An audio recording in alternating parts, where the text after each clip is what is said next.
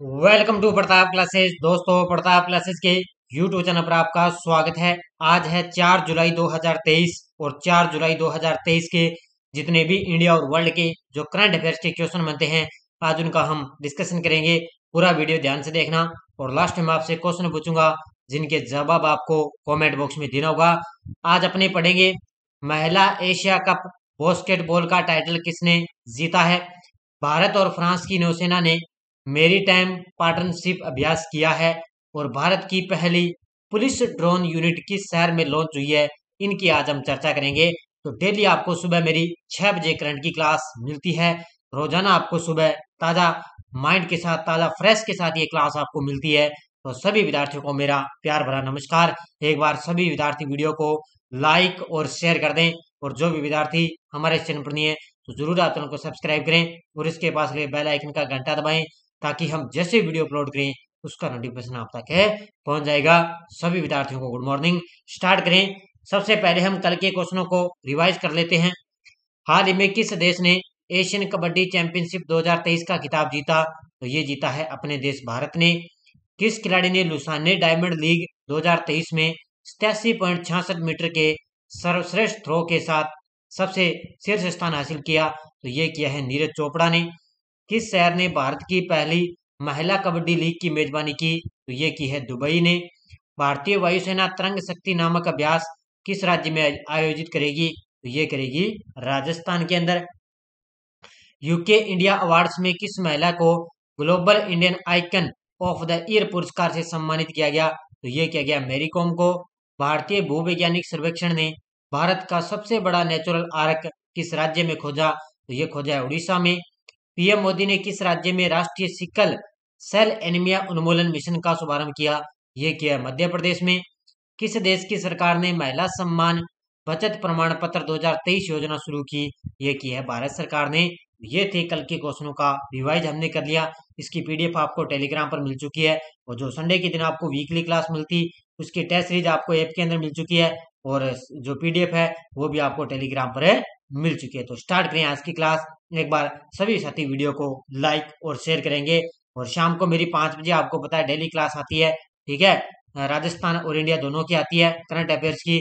उसमें हमने 4 नंबर जो है वीडियो हमने बात कर ली।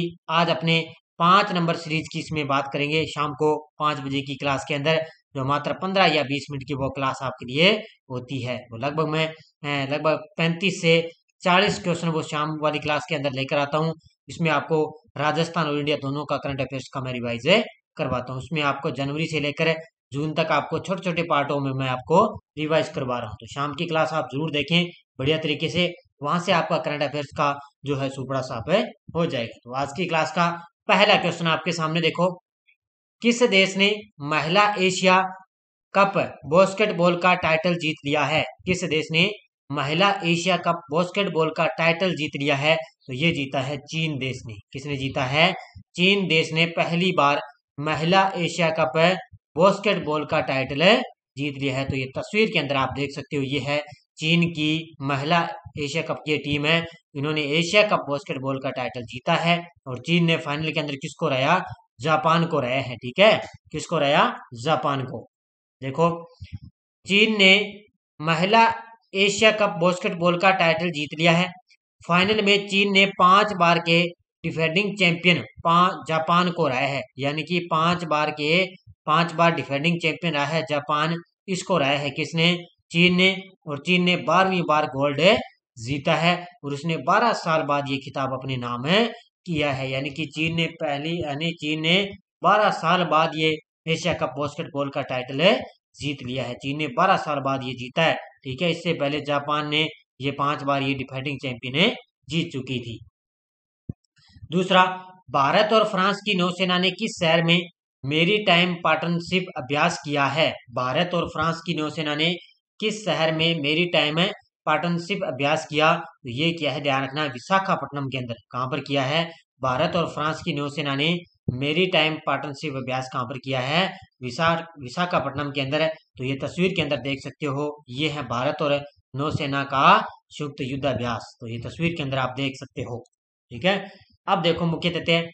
भारतीय नौसेना के जहाज आईएनएस राणा, अब ये याद रखना, भारतीय नौसेना की तरफ से जहाज था राणा और एक निर्देशित मिसाइल विध्वंसक और स्वदेशी रूप से निर्मित अपतटीय गश्ती जहाज INS सुमेधा, ठीक है, ने 30 जून 2023 को बंगाल की खाड़ी में फ्रांसीसी नौसेना के जहाज FS सुरकोप के साथ समुद्री साझेदारी अभ्यास किया है। अब भारत की तरफ से एक जहाज है राणा, एक मिसाइल कौन थी विध्वंसक, ठीक है, और एक INS जहाज था सुमेधा, ये थे भारत के। और जापान का एक जहाज था जिसका नाम है सुरकोप, ठीक है, ये याद रखने हैं, सुरकोप, इन्होंने इसके अंदर भाग लिया। फिएट श्रेणी के युद्धपोत सुरकोप ने 26 से 29 जून 2023 तक विशाखापट्टनम में ये अभ्यास इन्होंने किया है। तो 26 से लेकर 29 जून तक ये अभ्यास किया विशाखापट्टनम के अंदर भारत और फ्रांस की नौसेना ने। अगला, किस देश ने पहली बार घरेलू हाइपरसोनिक ग्लाइड वाहन VMAX का सफल परीक्षण किया है? किस देश ने पहली बार घरेलू हाइपरसोनिक ग्लाइड वाहन VMAX का सफल परीक्षण किया? और ये किया है, ध्यान रखना, किस देश ने? ये किया है फ्रांस ने, ठीक है, किसने किया है? फ्रांस ने इसका सफल परीक्षण किया है। देखो, फ्रांस ने 26 जून 2023 को पहली बार अपने घरेलू hypersonic glide vehicle HGV VMAX का सफलतापूर्वक परीक्षण किया है। ये नाम याद रखना, भी पूछा जा सकता है कि ग्लाइड व्हीकल, ठीक है, VMAX का सफलतापूर्वक परीक्षण किसने किया है? तो ये फ्रांस ने किया है। कब है? 26 जून 2023 को ये पहली बार इसने घरेलू हाइपरसोनिक का सफल परीक्षण किया है। भारत की पहली पुलिस ड्रोन यूनिट किस शहर में लॉन्च हुई है? भारत की पहली पुलिस ड्रोन यूनिट किस शहर में लॉन्च हुई? तो ये हुई है चेन्नई के अंदर। याद रखना, कहां पर हुई है? चेन्नई के अंदर भारत की पहली पुलिस ड्रोन यूनिट लॉन्च हुई है। तो ये तस्वीर के अंदर देख सकते हो, ये है चेन्नई की पुलिस, और ये ऊपर देखो इनके, ये है चेन्नई का पुलिस का ड्रोन, ठीक है, पुलिस ड्रोन यूनिट, ठीक है, ये पुलिस ड्रोन का ड्रोन है, ये चेन्नई की पुलिस का। ये चेन्नई का ड्रोन का मतलब, इसका मतलब ये होता है, पुलिस ड्रोन यूनिट लॉन्च किया, इसका मतलब ये है अगर रात के अंधेरे में कोई भी इन्होंने जैसे अपराधी को पकड़ना है, ठीक है, इन्होंने अपराधी को पकड़ना है ना, तो ये ड्रोन क्या करेगा, उससे उसको जो अपराधी छिपे हुए हैं उनको पकड़ करेगा भी, ये कहाँ पर छिपे हुए हैं और ये कौन है, और ये इनके पास भी कौन से हथियार हैं, क्या इन्होंने ले रखा है। तो ये पूरा इसमें क्या है, ये अपने आप के अंदर ये मतलब फोकस करेगा भी, इसके अंदर ये क्या कर रहा है, यहाँ पर कहाँ पर छुपा हुआ है। कोई भी अपराधी अगर पुलिस ने, वहां की पुलिस ने पकड़ना है ना, तो इन्होंने ये ड्रोन फिक्स किया है, ठीक है, तो वहां से अपराधी को क्या आसानी से इसको पकड़ सकते हैं। अब देखो मुख्य तथ्य, greater Chennai city police GCP ने 29 जून 2023 को विशाल क्षेत्रों पर हवाई निगरानी और आपराधिक गतिविधियों का त्वरित पता लगाने के लिए पुलिस ड्रोन यूनिट लॉन्च किया है। इसका उद्घाटन तमिलनाडु के निवर्तमान पुलिस महानिदेशक DGP श्री C शैलेंद्र बाबू ने इसका उद्घाटन किया, और यह परियोजना देश में अपनी तरह की पहली परियोजना, यानी कि भारत के अंदर ये पहली बार एक चेन्नई के अंदर ये पुलिस ड्रोन लॉन्च किया गया, जिसमें क्या अपराधियों को आसानी से पकड़ा जा सकता है। भारत का कौन सा बैंक दुनिया का चौथा सबसे मूल्यवान बैंक बना है? भारत का कौन सा बैंक दुनिया का सबसे मूल्यवान बैंक बना? तो वो बना है HDFC बैंक। कौन सा बना है? HDFC बैंक बन चुका है। देखो, हाउसिंग डेवलपमेंट फाइनेंस कॉर्प के साथ 1 जुलाई 2023 को विलय पूरा होने के बाद HDFC इक्विटी बाजार पूंजीकरण के मामले में लगभग 172 बिलियन के मूल्यांकन के साथ दुनिया का चौथा सबसे बड़ा बैंक बन चुका है। कौन सा? HDFC बैंक है, वो दुनिया का चौथा सबसे बड़ा बैंक बन चुका है। हाउसिंग डेवलपमेंट फाइनेंस कॉर्प के साथ इन्होंने समझौता किया, और इससे HDFC बैंक को क्या है, दुनिया का सबसे चौथा बड़ा बैंक ये बन चुका है। अगला क्वेश्चन, NCF नेता अजीत पवार ने किस राज्य के उप मुख्यमंत्री पद की शपथ ली है? NCF नेता अजीत पवार ने किस राज्य के उप मुख्यमंत्री पद की शपथ ली? तो ये बन चुके हैं महाराष्ट्र के उप मुख्यमंत्री, ठीक है। वर्तमान में CM कौन है महाराष्ट्र के? तो वो है एकनाथ शिंदे, ठीक है। कौन है? एकनाथ शिंदे वर्तमान में महाराष्ट्र के मुख्यमंत्री हैं, और उप मुख्यमंत्री कौन बन गए? तो ये अजीत पवार बन चुके हैं। किस राज्य के? महाराष्ट्र के उप मुख्यमंत्री बन चुके हैं। तो ये तस्वीर के अंदर आप देख सकते हो। देखो, एकनाथ शिंदे के नेतृत्व वाली सरकार में शामिल होने के बाद महाराष्ट्र के उप मुख्यमंत्री के रूप में राष्ट्रवादी कांग्रेस पार्टी रांकपा के नेता है अजीत पवार ने शपथ ली है। तो महाराष्ट्र के उप मुख्यमंत्री अजीत पवार बन चुके हैं। नेक्स्ट है, जून के महीने के लिए भारत का जीएसटी संग्रह कितने ट्रिलियन तक पहुंच चुका है? जून के महीने के लिए भारत का जीएसटी संग्रह कितने ट्रिलियन तक पहुंच चुका है? तो ये पहुंच चुका है 1.61 ट्रिलियन। Option number C. कितना पहुंच चुका है? 1.61 ट्रिलियन है पहुंच चुका है। वित्त मंत्रालय के अनुसार अपनी वित्त मंत्री हैं निर्मला सीतारमण। कौन है? निर्मला सीतारमण वित्त मंत्री हैं। उनके अनुसार जून के महीने के लिए भारत का माल और सेवा कर यानी कि जीएसटी संग्रह 1.61 ट्रिलियन तक पहुंच गया है। यह राशि पिछले वर्ष के इसी महीने में जीएसटी से एकत्रित राजस्व की तुलना में 12% की वृद्धि का प्रतिनिधित्व करती है। तो जीएसटी से क्या है?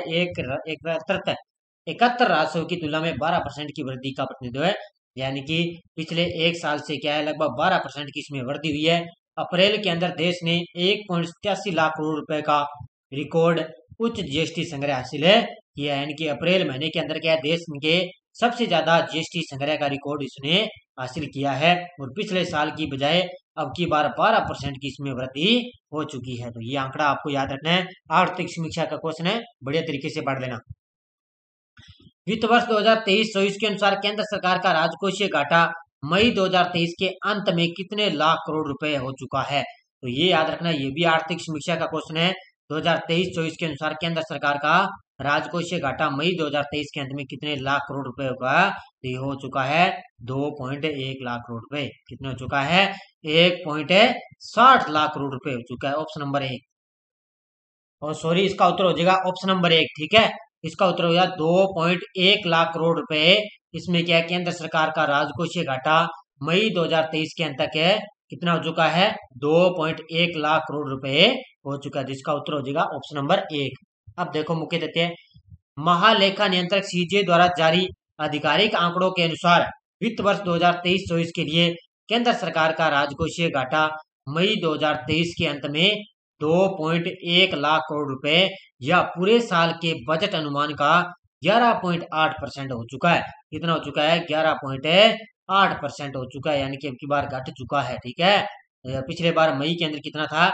ये मई 2022 के अंदर राजकोषीय घाटा वित्त वर्ष 2022-23 में 12.3% बताया गया था, यानी कि पिछले साल 12.3 था और अब की साल है 11.8 हो चुका है, यानी कि इसका मतलब घट चुका है। ठीक है, राजकोषीय घाटा तो ये 2 पॉइंट है, यानी कि 10 लाख करोड़ रुपए हो चुका है अब की बार। ये याद रखना है राजकोषीय घाटा।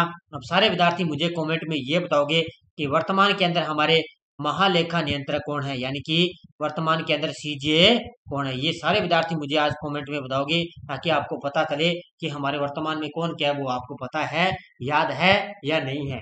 तो सारे विद्यार्थी मुझे बताएंगे कमेंट में कि वर्तमान के अंदर महालेखा नियंत्रक है कौन है। अगला क्वेश्चन है, हाल ही में ऑस्ट्रियाई ग्रैंड प्रिक्स 2023 किसने जीता है? हाल ही में ऑस्ट्रियाई ग्रैंड प्रिक्स 2023 किसने जीता? तो ये जीता है मैक्स वेस्टापेन ने। किसने जीता है? मैक्स वेस्टापेन ने जीता है। देखो, मौजूदा फॉर्मूला 1 चैंपियन मैक्स वेस्टापेन ने अपना प्रभावशाली प्रदर्शन जारी रखते हुए ऑस्ट्रियाई ग्रैंड प्रिक्स 2023 से जीता है। इस जीत ने लगातार तीसरे विश्व खिताब के उनके प्रयास को और उन्होंने मजबूत कर दिया है। तो उन्होंने, अब याद रखना, ऑस्ट्रियाई ग्रैंड प्रिक्स 2023 मैक्स वेस्टापेन ने जीत दिया। इसके अलावा उन्होंने कौन से ग्रैंड प्रिक्स से जीते हैं? एक तो उन्होंने कनाडा ग्रैंड प्रिक्स 2023 जीता मैक्स वेस्टापेन ने, स्पेनिश ग्रैंड प्रिक्स 2023 जीता मैक्स वेस्टापेन ने, मोनाको ग्रैंड प्रिक्स 2023 जीता मैक्स वेस्टापेन ने और बहरीन ग्रैंड प्रिक्स 2023 जीता मैक्स वेस्टापेन ने। तो ये थे मैक्स वेस्टापेन के द्वारा जीते गए ग्रैंड प्रिक्स 2023। इनको सारों को अच्छी तरह से आपको याद रख लेना भी। अगला क्वेश्चन है, किस लेखक को पेन प्रिंटर पुरस्कार 2023 से सम्मानित किया गया? किस लेखक को पेन प्रिंटर पुरस्कार 2023 से सम्मानित किया गया? तो ये किया गया माइकल रोसेन। Option number 1। किसको किया गया है? माइकल रोसेन को पेन प्रिंटर पुरस्कार 2023 से सम्मानित किया गया। तो ये तस्वीर के अंदर आप देख सकते हो, ये है माइकल रोसेन। ये ध्यान रखना, एक प्रसिद्ध लेखक हैं और इनको पेन प्रिंटर पुरस्कार 2023 से सम्मानित किया गया। प्रसिद्ध ब्रिटिश बच्चों के लेखक और प्रदर्शन कवि माइकल रोसेन को प्रतिष्ठित पेन प्रिंटर पुरस्कार 2023 से सम्मानित किया गया। यह सम्मान यूके, आयरलैंड और राष्ट्रमंडल के लेखक को ही दिया जाता है, यानी कि यूके, आयरलैंड और राष्ट्रमंडल के लेखकों को ये पुरस्कार दिया जाता है। तो अब की बार कवि माइकल रोसेन को ये पुरस्कार दिया गया। कौन सा है? पेन पेंटर पुरस्कार 2023 से इनको सम्मानित किया गया है। अच्छी तरह से इसको याद रख लेना भाई। पीडीएफ आपको टेलीग्राम पर मिल जाती है। वीडियो के डिस्क्रिप्शन में टेलीग्राम का लिंक है, या आप टेलीग्राम पे जाओगे तो वहाँ पे आप प्रताप क्लासेस सर्च करोगे तो हमारे टेलीग्राम ग्रुप को आप ज्वाइन कर सकते हो। पीडीएफ वगैरह है, हमारी कोई भी सूचना है, सब आपको टेलीग्राम पर है मिल जाती है। और हमारे प्रताप क्लासेज ऐप के अंदर पूरे साल की ये टेस्ट सीरीज चल रही है। भी कोई भी विद्यार्थी लेना चाहे तो उसमें आपको जनवरी 2023 से दिसंबर 2023 तक पूरा आपको जो संडे के दिन आपको वीकली क्लास मिलती है उसकी टेस्ट सीरीज आपको इसके अंदर है मिल रही है। और जून की मैंने इसके अंदर पीडीएफ भी डाल दी है, ठीक है। और ये सूचना सहायक वाली भी टेस्ट सीरीज चल रही है हमारे ऐप के अंदर, ये भी आप ज्वाइन कर सकते हो। इसमें आपको राष्ट्रीय, अंतर्राष्ट्रीय, राजस्थान करंट का तीनों का करंट आपको मात्र 50 रुपए के अंदर आपको मिल रहा है, तो ये भी आप जरूर ज्वाइन करें। और बीएसटीसी की टेस्ट सीरीज चल रही है भी मात्र 99 रुपए के अंदर, ये भी आप ज्वाइन कर सकते हो। और उसके बाद में ये संगणक वाली भी टेस्ट सीरीज आपके लिए हमने स्टार्ट कर रखी है, ठीक है। मात्र 50 रुपए के अंदर इसके अंदर भी आपको टेस्ट सीरीज मिल रही है, ठीक है। तो ये भी आप जरूर ज्वाइन करें। और पिछले वीडियो क्वेश्चन क्या था? दीक्षा डागर ने चेक लेडीज ओपन में दूसरा खिताब जीता, इनका संबंध किस खेल से है? तो ये है गोल्फर की खिलाड़ी। बहुत सारे विद्यार्थियों ने शानदार तरीके से जवाब दिए, उन सभी को हार्दिक शुभकामनाएं। और कई विद्यार्थी पढ़ रहे थे कि सर सूचना सहायक भर्ती के लिए हमने कब तक का करंट पढ़े? तो लगभग आपको अगस्त महीने तक करंट पढ़ना है, यानी कि अगस्त महीने का पूरा करंट आपको पढ़ना है। सितंबर के अंदर आपका एग्जाम है, तो लगभग अगस्त महीने तक आपको करंट पढ़ना ही पड़ेगा। और संगणक का एग्जाम होगा अक्टूबर में, तो अक्टूबर में है तो लगभग सितंबर महीने तक आपको उसके लिए करंट है पढ़ना पड़ेगा। क्वेश्चन फॉर यू देखो, जिसका जवाब आपको कमेंट बॉक्स में देना है। फीफा पुरुष फुटबॉल रैंकिंग में भारत कौन से स्थान पर पहुंच चुकी है? 100वें, 112वें, 98वें और 120वां। और साथ में मुझे पहला स्थान भी आपको इसमें बताना है, ठीक है। पहला स्थान सारे विद्यार्थी मुझे बताओगे, भारत का स्थान इसमें बताना है। और पहला स्थान किस टीम का है वो भी मुझे कमेंट में आप बताओगे। तो ये आज की क्लास थी हमारी शानदार तरीके से। और आज मैं पूरी कोशिश करूंगा कि आज शाम तक आपको पिछले 3 महीनों की एक महामैराथन क्लास आपको मिलेगी। इसके अंदर आपको अप्रैल, मई और जून, ठीक है, पिछले 3 महीनों की करंट की क्लास आज आपको मिलेगी। हो सकता है कल तक आपको पिछले 6 महीनों का करंट की क्लास आपको भी मिलेगी। पहले आपको 3 महीने की करंट की क्लास मिलेगी और उसके बाद में आपको पिछले 6 महीनों की करंट की क्लास आपको मिलेगी। तो निरंतर आप पढ़ते रहिए, बढ़ते रहिए और शाम को क्लास आपको कंटिन्यू आप देखते रहिए। धन्यवाद। जय हिंद, जय भारत।